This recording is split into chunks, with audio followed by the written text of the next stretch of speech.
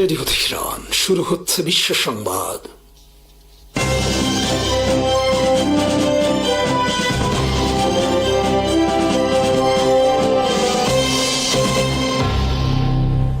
শুরুতেই সংবাদ শিরোনাম। প্রয়াত মার্কিন সিনেটর লিন্ডসে গ্রাহামের শেষকৃত্যে ইসরায়েলের প্রধানমন্ত্রী বেনিয়ামিন নেতানিয়াহুর উপস্থিতিকে ঘিরে প্রকাশিত এক মতামতধর্মী নিবন্ধে গ্রাহামের দীর্ঘদিনের পররাষ্ট্রনীতি ও মধ্যপ্রাচ্য বিষয়ক অবস্থানের কঠোর সমালোচনা করা হয়েছে। ওয়াশিংটন পোস্টের এক নিবন্ধে দাবি করা হয়, মৃত্যুর আগে প্রকাশিত একটি তথ্যচিত্রে গ্রাহামকে নেতানিয়াহুর সঙ্গে ফোন আলাপে দেখা যায়। সেখানে তিনি লেবাননে হিজবুল্লাহর বিরুদ্ধে ইসরায়েলের সামরিক অভিযানে যুক্তরাষ্ট্রের অংশগ্রহণ নিশ্চিত করতে প্রেসিডেন্ট ডোনাল্ড ট্রাম্পের সঙ্গে কথা বলার পরিকল্পনার কথা উল্লেখ করেন। একই সঙ্গে তিনি ইরানের বিরুদ্ধে কঠোর নীতিকে নিজের অন্যতম বড় অর্জন বলেও মন্তব্য করেন বলে নিবন্ধে বলা হয়েছে। গ্রাহাম দীর্ঘদিন ধরে ইরানের বিরুদ্ধে কঠোর নিষেধাজ্ঞা, শাসন পরিবর্তন এবং সামরিক পদক্ষেপের পক্ষে অবস্থান নিয়েছিল। গাজা যুদ্ধের সময় তিনি ইসরায়েলের সামরিক অভিযানের জোরালো সমর্থন করেন এবং যুদ্ধ পরিচালনা নিয়ে বিতর্কিত মন্তব্য করেন। নিবন্ধে আরও উল্লেখ করা হয়, আন্তর্জাতিক অপরাধ আদালত ইসরায়েলের প্রধানমন্ত্রী বেনিয়ামিন নেতানিয়াহু ও সাবেক প্রতিরক্ষা মন্ত্রী ইয়োভ গ্যালেন্টের বিরুদ্ধে গ্রেফতারি পরোয়ানা জারির পর গ্রাহামের আদালতের পদক্ষেপ বাস্তবায়নে সহযোগিতা করলে মিত্র দেশগুলোর বিরুদ্ধে নিষেধাজ্ঞার হুমকি দিয়েছিলেন বলে অভিযোগ রয়েছে। এছাড়া গ্রাহামের ইসলাম সম্পর্কিত মন্তব্য, ইরাক ও আফগানিস্তানের যুক্তরাষ্ট্রের সামরিক অভিযানের প্রতি তার সমর্থন এবং মধ্যপ্রাচ্যে যুক্তরাষ্ট্রের সক্রিয় সামরিক ভূমিকার পক্ষের অবস্থানও নিবন্ধনে সমালোচিত হয়েছে। নিবন্ধনের উপসংহারে বলা হয়, গ্রাহামের রাজনৈতিক উত্তরাধিকার কূটনীতির চেয়ে যুদ্ধ সামরিক হস্তক্ষেপের সঙ্গে বেশি সম্পৃক্ত। যুক্তরাষ্ট্র ইরানের মধ্যে সামরিক হামলা সাময়িকভাবে বন্ধ হওয়ায় মধ্যপ্রাচ্য উত্তেজনা কিছুটা কমেছে। বিশ্লেষকদের মতে এই বিরতি শুধু সংঘাতের সামরিক স্থগিতাদেশ নয়, বরং এটি টেকসই শান্তি প্রতিষ্ঠার একটি গুরুত্বপূর্ণ কূটনৈতিক সুযোগ হতে পারে। দীর্ঘ কয়েক দশক ধরে যুক্তরাষ্ট্র ইরানের সম্পর্ক অবিশ্বাস, নিষেধাজ্ঞা, আঞ্চলিক প্রতিদ্বন্দ্বিতা এবং সামরিক উত্তেজনায় আবদ্ধ। অতীতে একাধিক সংঘাত সাময়িকভাবে থামলেও মৌলিক রাজনৈতিক বিরোধের সমাধান না হওয়ায় পরিস্থিতি আরও উত্তপ্ত হয়েছে। তাই বর্তমান বিরতি কতটা স্থায়ী হবে তা নির্ভর করছে উভয় পক্ষের কূটনৈতিক উদ্যোগের ওপর। বিশেষজ্ঞরা বলছেন, সামরিক অভিযান কৌশলগত সাফল্য আনতে পারে, কিন্তু দীর্ঘমেয়াদী রাজনৈতিক সংকটের সমাধান করতে পারে না, বরং হামলা ও পাল্টা হামলা অবিশ্বাস বাড়ায় এবং নতুন সংঘাতের ঝুঁকি সৃষ্টি করে। এ কারণে বর্তমান পরিস্থিতিকে সংলাপ শুরু করার উপযুক্ত সময় হিসেবে দেখা হচ্ছে। তাদের মতে, এই বিরতি অব্যাহত থাকলে জাতিসংঘ সহ আন্তর্জাতিক মধ্যস্থতাকারীরা আলোচনার পরিবেশ তৈরি করতে পারে। একই সঙ্গে মানবিক সহায়তা পৌঁছে দেওয়া, ক্ষতিগ্রস্ত জনগণের পুনর্বাসন এবং আঞ্চলিক স্থিতিশীলতা ফিরিয়ে আনতেও এটি ইতিবাচক ভূমিকা রাখতে পারে। তবে পর্যবেক্ষকদের সতর্কবার্তা, কেবল হামলা বন্ধ থাকলেই শান্তি নিশ্চিত হবে না। পারমাণবিক কর্মসূচি, অর্থনৈতিক নিষেধাজ্ঞা, আঞ্চলিক প্রভাব বিস্তার এবং নিরাপত্তা ইস্যু সহ দীর্ঘদিনের বিরোধগুলোর রাজনৈতিক সমাধান না হলে এই বিরতি আবারও নতুন সংঘাতের পথ তৈরি করতে পারে। বিশ্লেষকদের মতে, এখন উভয় দেশের নেতৃত্বের সামনে দুটি পথ খোলা রয়েছে: সামরিক প্রতিরোধের নীতি অব্যাহত রাখা অথবা সংলাপ, পারস্পরিক সম্মান ও কূটনীতির মাধ্যমে বিরোধ নিরসনের চেষ্টা করা। তাদের ভাষ্য, বর্তমান বিরতিকে যদি অর্থবহ আলোচনার সূচনায় পরিণত করা যায়, তবে তা শুধু যুক্তরাষ্ট্র ইরানের জন্য নয়, পুরো মধ্যপ্রাচ্য এবং আন্তর্জাতিক শান্তি ও স্থিতিশীলতার জন্য ইতিবাচক বার্তা বয়ে আনবে। যুক্তরাষ্ট্র ও সৌদি আরবের মধ্যে বহু প্রতীক্ষিত বেসামরিক পারমাণবিক সহযোগিতা চুক্তি নতুন অনিশ্চয়তার মুখে পড়েছে। মার্কিন প্রেসিডেন্ট ডোনাল্ড ট্রাম্প ঘোষণা দিয়েছেন, সৌদি আরব যদি আনুষ্ঠানিকভাবে আব্রাহাম অ্যাকর্ডসকে যোগ না দেয়, তবে এই পারমাণবিক সহযোগিতা চুক্তি কার্যকর হবে না। বিশ্লেষকদের মতে, এই শর্ত আরোপের ফলে অর্থনৈতিক ও প্রযুক্তিগত সহযোগিতার বিষয়টি সরাসরি মধ্যপ্রাচ্যের জটিল রাজনৈতিক সমীকরণের সঙ্গে জড়িয়ে পড়েছে। চুক্তিটির লক্ষ্য ছিল সৌদি আরবের ভিশন 2030 কর্মসূচির অংশ হিসেবে বেসামরিক পারমাণবিক বিদ্যুৎ উৎপাদন বাড়ানো এবং মার্কিন কোম্পানিগুলোর জন্য দেশটির পারমাণবিক খাতে দীর্ঘমেয়াদী বাজার নিশ্চিত করা। তবে এর সঙ্গে ইসরায়েলের সঙ্গে সম্পর্ক স্বাভাবিক করার শর্ত যুক্ত হওয়ায় পুরো প্রক্রিয়া জটিল হয়ে উঠেছে। বিশ্লেষকদের দাবি, সৌদি নেতৃত্ব বহুবার স্পষ্ট করেছে যে স্বাধীন ফিলিস্তিন রাষ্ট্র প্রতিষ্ঠার বিশ্বাসযোগ্য অগ্রগতি ছাড়া তারা ইসরায়েলের সঙ্গে পূর্ণাঙ্গ কূটনৈতিক সম্পর্ক স্থাপন করবে না। ফলে ওয়াশিংটনের নতুন অবস্থান রিয়াদকে কঠিন রাজনৈতিক অবস্থানে ফেলেছে এবং চুক্তি বাস্তবায়নের সম্ভাবনা কমিয়ে দিয়েছে। এদিকে বিশেষজ্ঞরা সতর্ক করে বলেছেন, বেসামরিক পারমাণবিক সহযোগিতাকে রাজনৈতিক চাপের হাতিয়ার হিসেবে ব্যবহার করলে আঞ্চলিক নিরাপত্তা আরো নাজুক হতে পারে। বিশেষ করে ইরান এই পদক্ষেপকে নিজেদের বিরুদ্ধে বৃহত্তর কৌশলগত জোটের অংশ হিসেবে দেখতে পারে, যা মধ্যপ্রাচ্যে অস্ত্র প্রতিযোগিতা ও উত্তেজনা বাড়ানোর ঝুঁকি সৃষ্টি করবে। বিশ্লেষকদের মতে, যুক্তরাষ্ট্র যদি কঠোর রাজনৈতিক শর্তে অটল থাকে, তাহলে সৌদি আরব বিকল্প অংশীদার হিসেবে চীন বা রাশিয়ার দিকে আরো ঝুঁকতে পারে। এতে শুধু মার্কিন কোম্পানিগুলোর বাণিজ্যিক স্বার্থই ক্ষতিগ্রস্ত হবে না, বরং ওয়াশিংটনের আঞ্চলিক প্রভাবও দুর্বল হতে পারে। তাদের মতে, পারমাণবিক কূটনীতিতে দীর্ঘমেয়াদী আস্থা, পারস্পরিক স্বার্থ ও নিরাপত্তা নিশ্চয়তায় টেকসই সমাধানের ভিত্তি হতে পারে।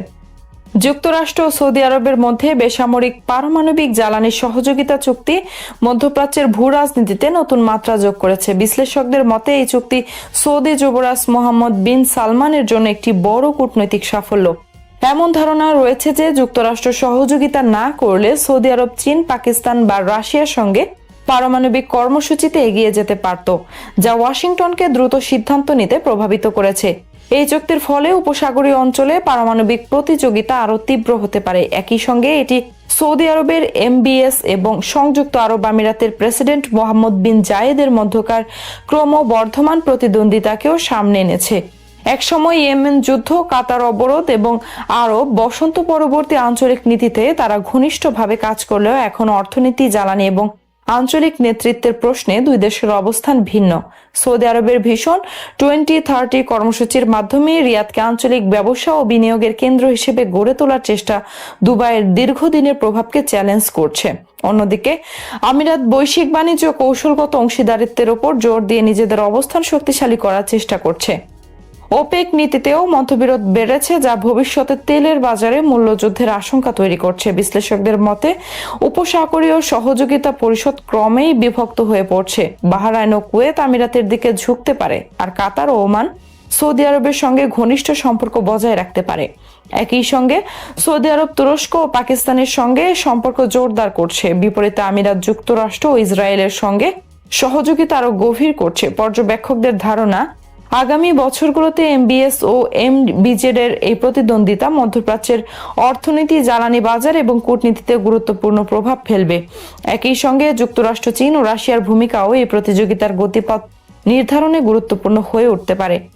ওয়াল স্ট্রিট জার্নালের একটি বিশ্লেষণধর্মী প্রতিবেদনের শিরোনামই যেন ইঙ্গিত দিচ্ছে মধ্যপ্রাচ্যের সামরিক ভারসাম্যের নতুন এক বাস্তবতার দিকে। সস্তা, নির্ভুল এবং প্রাণঘাতী ইরানের সেরা ক্ষেপণাস্ত্র আরো বিপজ্জনক হয়ে উঠছে। বহু বছর ধরে ব্যালিস্টিক ক্ষেপণাস্ত্র কর্মসূচিতে বিনিয়োগের ফল হিসেবে ইরান এখন এমন একটি অস্ত্র হাতে পেয়েছে, যেটিকে শুধু দূরপাল্লার আঘাত হানার মাধ্যম হিসেবে নয়, বরং আধুনিক ক্ষেপণাস্ত্র প্রতিরক্ষা ব্যবস্থার জন্য বড় ধরনের চ্যালেঞ্জ হিসেবে দেখা হচ্ছে। সেই অস্ত্রের নাম খাইবার শেকান। নামটি ইতিহাসের খাইবার দুর্গ বিজয়ের স্মৃতি বহন করলেও বর্তমান সময়ে এটি ইরানের অন্যতম আলোচিত ব্যালিস্টিক ক্ষেপণাস্ত্রের পরিচয় বহন করছে। সামরিক বিশ্লেষকদের মতে, খাইবার শেকানের সবচেয়ে বড় শক্তি শুধু এর পাল্লা বা ধ্বংস ক্ষমতা নয়, বরং এর গতিশীলতা, দ্রুত মোতায়েনের সক্ষমতা এবং প্রতিরক্ষা ব্যবস্থায় এড়িয়ে যাওয়ার কৌশলগত বৈশিষ্ট্য। প্রায় 1450 কিলোমিটার বা 900 মাইল পর্যন্ত লক্ষ্য বস্তুতে আঘাত হানতে সক্ষম এই ক্ষেপণাস্ত্র সলিড ফুয়েল প্রযুক্তির উপর ভিত্তি করে তৈরি। ফলে পুরনো তরল জ্বালানি চালিত ব্যালিস্টিক ক্ষেপণাস্ত্রের মতো উৎক্ষেপণের আগে দীর্ঘ সময় ধরে জ্বালানি ভরার প্রয়োজন হয় না। ক্ষেপণাস্ত্রটি আগে থেকেই জ্বালানি ভর্তি অবস্থায় সংরক্ষণ করা যায় এবং ট্র্যাক ভিত্তিক মোবাইল লঞ্চারের মাধ্যমে কয়েক মিনিটের মধ্যেই উৎক্ষেপণ সম্ভব। এর ফলে শত্রুপক্ষের গোয়েন্দা স্যাটেলাইট, নজরদারি ড্রোন বা যুদ্ধবিমান লঞ্চিং সাইট শনাক্ত করার আগেই ক্ষেপণাস্ত্রটি আকাশে উঠে যেতে পারে। উৎক্ষেপণের পর লঞ্চার দ্রুত স্থান পরিবর্তন করে আত্মগোপনে চলে যাওয়ায় পাল্টা হামলার সুযোগও অনেক কমে যায়। এই শুট অ্যান্ড স্কুট কৌশলই আধুনিক যুদ্ধে মোবাইল ব্যালিস্টিক ক্ষেপণাস্ত্রকে আরও কার্যকর করে তুলেছে। সাম্প্রতিক সংঘাতগুলোতে ইরানের ব্যালিস্টিক ক্ষেপণাস্ত্র ব্যবহারের ধরন পর্যবেক্ষণ করে পশ্চিমা সামরিক বিশ্লেষকরা বলছেন, খাইবার শেকনের নতুন সংস্করণগুলো আর প্রচলিত ব্যালিস্টিক গতিপথ পুরোপুরি অনুসরণ করছে না। অতীতে অধিকাংশ ব্যালিস্টিক ক্ষেপণাস্ত্র নির্দিষ্ট গতিতে লক্ষ্যবস্তুর দিকে অগ্রসর হতো, ফলে উন্নত রাডার ও প্রতিরক্ষা ব্যবস্থা তুলনামূলক সহজে সেগুলোর গতিপথ অনুমান করতে পারত। কিন্তু নতুন প্রযুক্তিতে ক্ষেপণাস্ত্র কখনো উচ্চতর কখনো নিম্নতর ট্র্যাজেক্টরি অনুসরণ করছে, আবার মাঝপথে গতি পরিবর্তনের সক্ষমতা দেখাচ্ছে। এর ফলে প্রতিরক্ষা ব্যবস্থার জন্য ক্ষেপণাস্ত্রের সঠিক অবস্থান ও সম্ভাব্য আঘাতের বিন্দু নির্ধারণ করা অনেক কঠিন হয়ে পড়ে। বিশেষজ্ঞদের মতে খাইবার শেখানের কিছু উন্নত সংস্করণে ম্যানুভারেবল রি এন্ট্রি ভেহিকেল বা MARV প্রযুক্তি যুক্ত করা হয়েছে। এই প্রযুক্তির মাধ্যমে ক্ষেপণাস্ত্রের ওয়ারহেড বায়ুমণ্ডলে পুনঃপ্রবেশের পর সীমিত মাত্রায় দিক পরিবর্তন করতে পারে, ফলে ইন্টারসেপ্টর ক্ষেপণাস্ত্রের জন্য এটিকে ধ্বংস করা আরো কঠিন হয়ে যায়। বিভিন্ন প্রতিবেদনে উল্লেখ করা হয়েছে শেষ ধাপে ওয়ারহেড অত্যন্ত উচ্চ গতিতে এগিয়ে আসে এবং প্রয়োজনে সীমিত কৌশলগত ম্যানুভারও করতে পারে। যদিও বিভিন্ন সূত্রের গতি ও সক্ষমতা নিয়ে ভিন্ন ভিন্ন তথ্য রয়েছে, তবে সামরিক বিশ্লেষকদের অভিমত এই ধরনের প্রযুক্তি প্রচলিত ব্যালিস্টিক ক্ষেপণাস্ত্রের তুলনায় প্রতিরক্ষা ব্যবস্থার উপর উল্লেখযোগ্য চাপ সৃষ্টি করে। মার্কিন সামরিক কর্মকর্তারাও স্বীকার করেছেন যে উন্নত ব্যালিস্টিক ক্ষেপণাস্ত্র প্রতিরক্ষা ব্যবস্থা থাকা সত্ত্বেও সব ক্ষেপণাস্ত্রকে শতভাগ সফলভাবে প্রতিহত করা সম্ভব হয় না। কিছু ক্ষেপণাস্ত্র প্রতিরক্ষা বলয় অতিক্রম করে লক্ষ্যবস্তুর কাছাকাছি পৌঁছে যেতে পারে। একই সঙ্গে প্রতিটি সংঘাত থেকেও ইরান নিজেদের প্রযুক্তিগত অভিজ্ঞতা বাড়াচ্ছে বলে বিশ্লেষকদের ধারণা। প্রতিরক্ষা ব্যবস্থা কিভাবে কাজ করছে, কোথায় সীমাবদ্ধতা রয়েছে এবং কোন কৌশলে প্রতিরোধ দুর্বল করা সম্ভব, এসব বিষয় পর্যবেক্ষণ করে তারা ভবিষ্যতের সংস্করণে নতুন পরিবর্তন আনছে বলেও পশ্চিমা গবেষণা প্রতিষ্ঠানগুলো মনে করছে। খাইবার শেখানকে ঘিরে আরেকটি গুরুত্বপূর্ণ আলোচনার বিষয় হলো এর অর্থনৈতিক দিক। সামরিক বিশেষজ্ঞদের মতে একটি ব্যালিস্টিক ক্ষেপণাস্ত্র তৈরির ব্যয় অনেক ক্ষেত্রে সেই ক্ষেপণাস্ত্র ধ্বংস করতে ব্যবহৃত উন্নত ইন্টারসেপ্টর ক্ষেপণাস্ত্রের তুলনায় উল্লেখযোগ্যভাবে কম হতে পারে। অপরদিকে প্রতিরক্ষা ব্যবস্থায় ব্যবহৃত উন্নত ইন্টারসেপ্টর, রাডার এবং সমন্বিত কমান্ড নেটওয়ার্ক পরিচালনা করতে বিপুল অর্থ ব্যয় হয়। ফলে আক্রমণকারী যদি তুলনামূলক কম খরচে একাধিক ক্ষেপণাস্ত্র উৎক্ষেপণ করতে পারে আর প্রতিরক্ষাকারীকে প্রতিটি ক্ষেপণাস্ত্র ঠেকাতে ব্যয়বহুল ইন্টারসেপ্টর ব্যবহার করতে হয়, তাহলে দীর্ঘমেয়াদে এটি একটি ব্যয় সাপেক্ষ প্রতিরক্ষামূলক চ্যালেঞ্জে পরিণত হয়। বিশ্লেষকদের মতে ইরানের সামরিক কৌশলের মূল ভিত্তিগুলোর একটি হলো ব্যয় সাশ্রয়ী কিন্তু কার্যকর প্রতিরোধ ক্ষমতা গড়ে তোলা। উন্নত যুদ্ধ বিমান বা বিশাল বিমানবাহী রণতরীর পরিবর্তে তারা ক্ষেপণাস্ত্র, ড্রোন এবং মোবাইল লঞ্চিং ব্যবস্থার উপর বেশি গুরুত্ব দিচ্ছে। এই কৌশলের অংশ হিসেবেই খাইবার শেখানের মতো ক্ষেপণাস্ত্রগুলোকে আরও নির্ভুল, দ্রুত মোতায়েনযোগ্য এবং প্রতিরক্ষা ভেদে সক্ষম করে তোলার চেষ্টা চলছে। ওয়াল স্ট্রিট জার্নালের মূল্যায়ন অনুযায়ী খাইবার শেখান এখন আর শুধু একটি দূরপাল্লার ব্যালিস্টিক ক্ষেপণাস্ত্র নয়, এটি ইরানের সামরিক কৌশলের অন্যতম গুরুত্বপূর্ণ স্তম্ভে পরিণত হয়েছে। এর উন্নত গতিশীলতা, দ্রুত উৎক্ষেপণের সক্ষমতা, প্রতিরক্ষা ব্যবস্থা বিভ্রান্ত করার প্রযুক্তি এবং ধারাবাহিক আধুনিকায়নের কারণে মধ্যপ্রাচ্যের সামরিক ভারসাম্যের প্রভাব নিয়ে নতুন করে আলোচনা শুরু হয়েছে। সামরিক পর্যবেক্ষকদের মতে ভবিষ্যতে যদি এই ক্ষেপণাস্ত্রের প্রযুক্তিগত উন্নয়ন একই গতিতে চলতে থাকে, তাহলে আঞ্চলিক নিরাপত্তা পরিস্থিতি এবং ক্ষেপণাস্ত্র প্রতিরক্ষা কৌশল উভয় ক্ষেত্রেই নতুন বাস্তবতার মুখোমুখি হতে হবে সংশ্লিষ্ট দেশগুলোকে। যুক্তরাষ্ট্রের হামলায় ক্ষয়ক্ষতির পরও পিছু হটার কোনো ইঙ্গিত দিচ্ছে না ইরান, বরং পাল্টা জবাব হিসেবে মধ্যপ্রাচ্যে যুক্তরাষ্ট্রের সামরিক স্থাপনা লক্ষ্য করে হামলা চালিয়ে যাওয়ার ঘোষণা দিয়েছে দেশটি। ইরানের ইসলামী বিপ্লবী গার্ড বাহিনী IRGC জানিয়েছে, কুয়েত ও জর্ডানে যুক্তরাষ্ট্রের ঘাঁটি লক্ষ্য করে তারা হামলা চালিয়ে 3টি মার্কিন F-35 যুদ্ধ বিমান ধ্বংস করেছে। IRGCর দাবি, জর্ডানের আল আজরাক বিমান ঘাঁটিতে হামলায় 3টি মার্কিন F-35 যুদ্ধ বিমান ধ্বংস হয়েছে এবং আরো 3টি বড় ধরনের ক্ষতি হয়েছে। তবে যুক্তরাষ্ট্রের সেন্ট্রাল কমান্ড সেন্টকম এই দাবি অস্বীকার করে জানিয়েছে, সাম্প্রতিক ইরানি হামলায় কোনো মার্কিন বিমান ক্ষতিগ্রস্ত বা ধ্বংস হয়নি। ইরানের কেশন দ্বীপে যুক্তরাষ্ট্রের হামলায় এক দম্পতি ও তাদের 2 বছরের সন্তান নিহত হওয়ার পর এই পাল্টা হামলা চালানো হয় বলে IRGC দাবি করে। ইরানের অভিযোগ, ওই হামলায় তাদের বেসামরিক নাগরিকদের প্রাণহানি হয়েছে। এছাড়া কিশ দ্বীপ, বুশেহর এবং খুজেস্তান প্রদেশের 4টি এলাকাতেও যুক্তরাষ্ট্রের হামলায় বিস্ফোরণের শব্দ শোনা গেছে বলে জানিয়েছে দেশটি। ইরানের পক্ষ থেকে বলা হয়েছে জানজান প্রদেশে যুক্তরাষ্ট্রের ক্ষেপণাস্ত্র হামলায় আইআরজিসির 3 সদস্য নিহত হয়েছেন। অন্যদিকে কুয়েত জানিয়েছে দেশটির উত্তরে একটি চীনা প্রতিষ্ঠানের ভবনে ইরানের হামলায় একজন কর্মী নিহত হয়েছেন। এই ঘটনায় মধ্যপ্রাচ্যের সংঘাতের বিস্তার নিয়ে নতুন উদ্বেগ তৈরি হয়েছে। ইরান বলছে নিজেদের প্রতিক্রিয়া জানানোর অধিকার তারা ধরে রাখবে। বিশ্লেষকদের মতে তেহরানের কৌশল হলো একদিকে যুক্তরাষ্ট্রের সামরিক সক্ষমতাকে চ্যালেঞ্জ করা, অন্যদিকে আকাশ প্রতিরক্ষা ব্যবস্থা এড়িয়ে পাল্টা হামলার সক্ষমতা দেখানো। কুয়েত ও জর্ডানে সাম্প্রতিক হামলাগুলো আগের তুলনায় আরো ঘন ঘন ও প্রকাশ্য হয়ে উঠছে। বিশেষজ্ঞদের মতে ইরান এই বার্তা দিতে চাইছে যে চাপের মুখেও তারা এখনো সক্রিয় এবং মধ্যপ্রাচ্যে যুক্তরাষ্ট্রের স্বার্থকে লক্ষ্যবস্তু করতে সক্ষম। বিশ্লেষকদের মতে ইরানের হামলাগুলো পরিকল্পিত ও সীমিত মাত্রায় পরিচালিত হচ্ছে। বেশিরভাগ ক্ষেপণাস্ত্র ও ড্রোন প্রতিহত করা হয়েছে।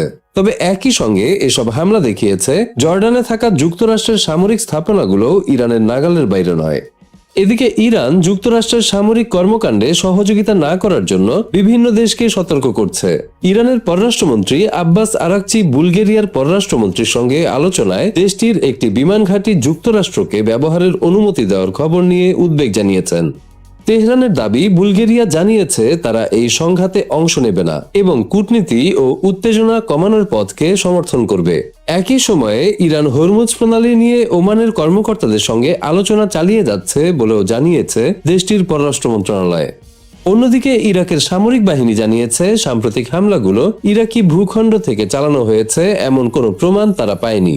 এর আগে ইরান সমর্থিত গোষ্ঠীগুলোকে লক্ষ্য করে ইরাকে যুক্তরাষ্ট্র ও সৌদি আরব যৌথ হামলা চালিয়েছিল। তবে এই সংঘাত এখন কোন দিকে যাবে সেটিই বড় প্রশ্ন। সীমিত পরিসরের পাল্টাপাল্টি হামলা দীর্ঘায়িত হলে তা শুধু ইরান ও যুক্তরাষ্ট্রের মধ্যেই সীমাবদ্ধ থাকবে না, বরং পুরো মধ্যপ্রাচ্যের নিরাপত্তা পরিস্থিতিকে আরো অস্থিতিশীল করে তুলতে পারে। হরমুজ প্রণালী থেকে শুরু করে আঞ্চলিক জ্বালানি সরবরাহেও এর প্রভাব পড়ার আশঙ্কা রয়েছে। ভারতের মুসলিম জনগোষ্ঠীর রাজনৈতিক প্রতিনিধিত্ব, সামাজিক অবস্থান এবং সংখ্যাগরিষ্ঠ হিন্দু সমাজের দৃষ্টিভঙ্গি নিয়ে সাম্প্রতিক এক জরিপ গুরুত্বপূর্ণ কিছু বাস্তবতা তুলে ধরেছে। 2024 সালের লোকসভা নির্বাচন আবারও দেখিয়েছে যে ভারতের মুসলিমদের সংসদীয় প্রতিনিধিত্ব ধারাবাহিকভাবে কমছে।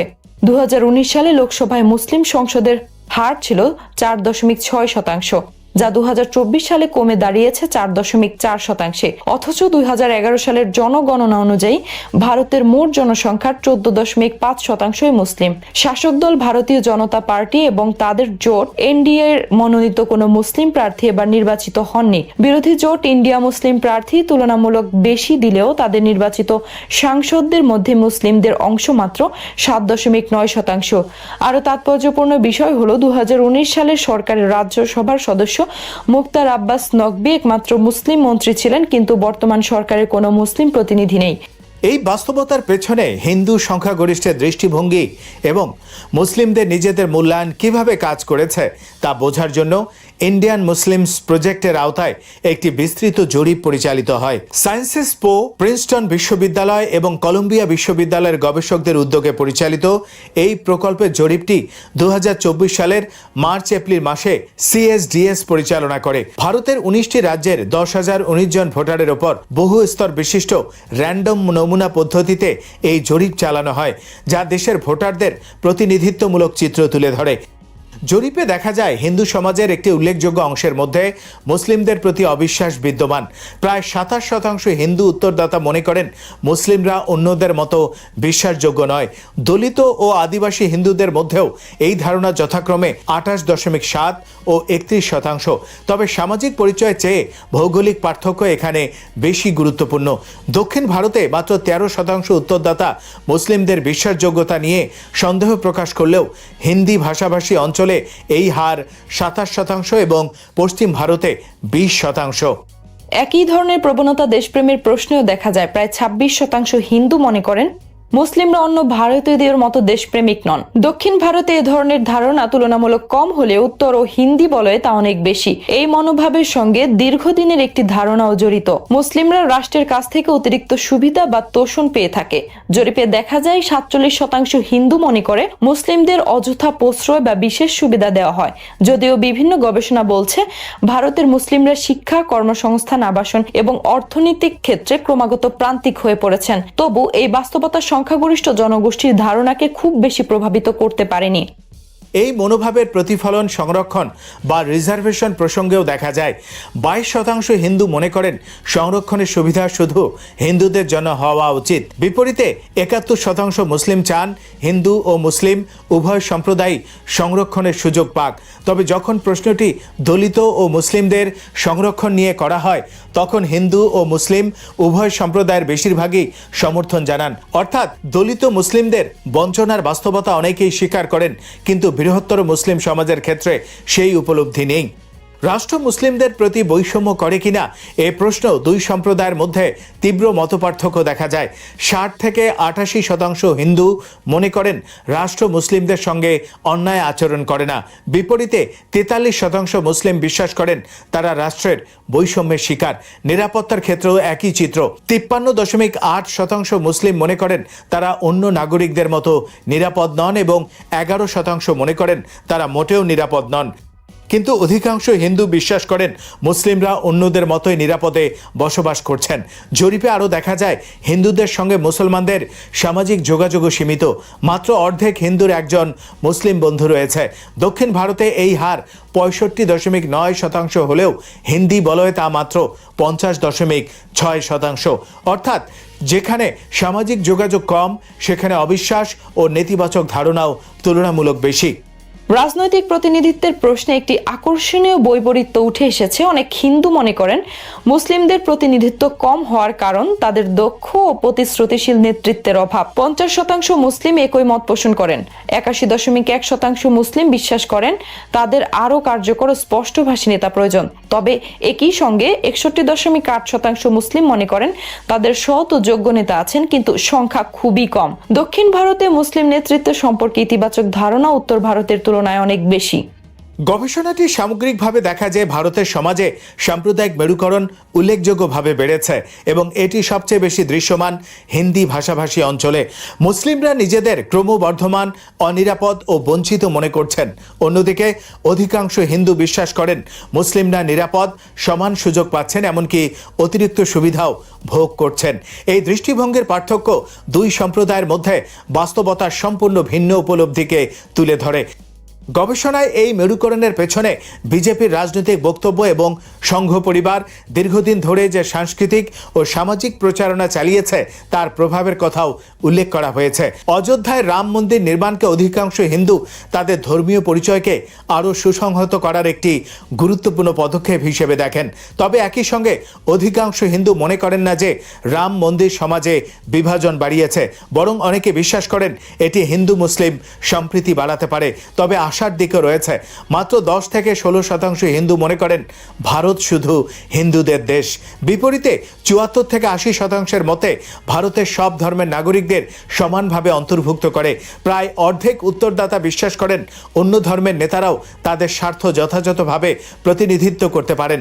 তবে এখানে দক্ষিণ ভারত তুলনামূলকভাবে বেশি উদার, আর হিন্দি বলয়ে নিজ ধর্মের নেতাকে অগ্রাধিকার দেওয়ার প্রবণতা বেশি।